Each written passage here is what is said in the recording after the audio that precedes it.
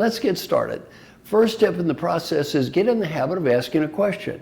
A question we in life do not ask enough. What is a simple question? How can I be a better? How can I be a better? Now in my classes, I often do a little exercise. I'll say, how do you believe we should ask our customers for input about how we can improve? Oh, everybody raise their hand. Should we listen to these input? Respond in a positive way. Get better based on what we learned. Everybody's waving their hands in the air. Then I say, how many of you have a husband, wife, or partner at home? Then I ask, well, have you spent a lot of time asking that husband, wife, or partner at home, what can I do to be a better partner? Now, usually there's complete silence in the room. So what I'm going to teach you is great at work. It's equally great at home. And in fact, in many ways, the people at home are even more important than the people at work. So step one, get in the habit of asking for input. And I'm going to begin with some examples on the home front. Ask your children, what can I do to be a better parent? My own example, my daughter Kelly was 11 years old and my son Brian was 9 years old. I decided I should practice what I preach. I asked my daughter and my son, how could I be a better father? The problem with asking the question is, you get the answer. My daughter Kelly said, Daddy, you travel a lot. She said, that is not what bothers me. What bothers me is the way you act when you come home. You talk on the phone, you watch the sports, you do not spend much time with me. And she said, one time it was Saturday, and I wanted to go to a party at my friend's house, and Mommy didn't let me go to that party. I had to stay home and spend time with you. And then she said, you spent no time with me. And that was not right. What could I say? Oh, thank you. I said, Daddy must do better. I said, I'm going to keep track of how many days I can spend at least 4 hours with my family. 1991, 92 days. 1992, 110 days.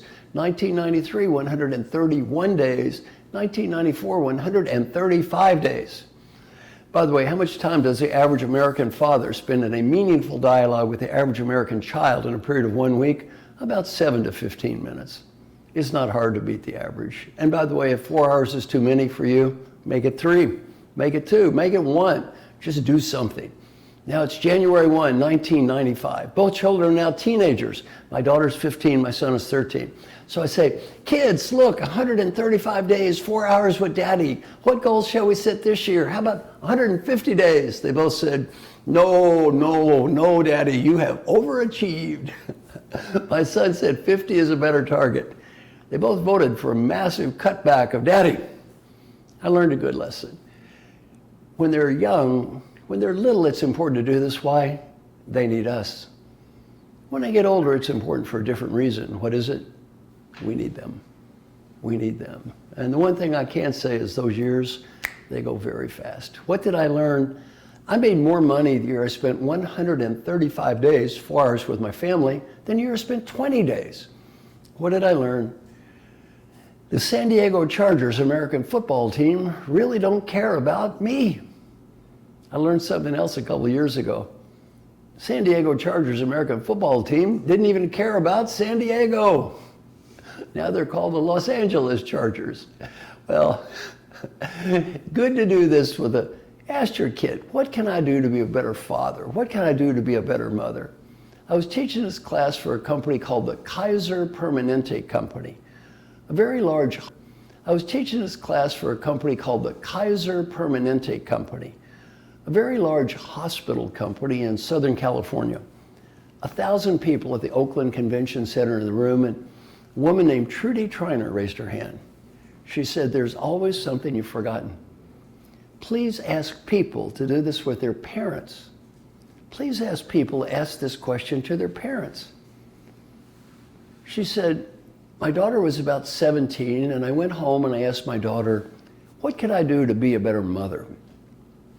She said, we had such a nice talk, and then my daughter asked me, how can I be a better daughter? Well, she thought, that's a nice idea, I should call my mother. Then she said, I called my mother and asked her, what can I do to be a better daughter? My mother said, Daddy's dead. I live alone in the country. Every day I take a long walk up the road to go to my mailbox, and almost every day there's nothing in the mailbox, and every day that makes me so lonely.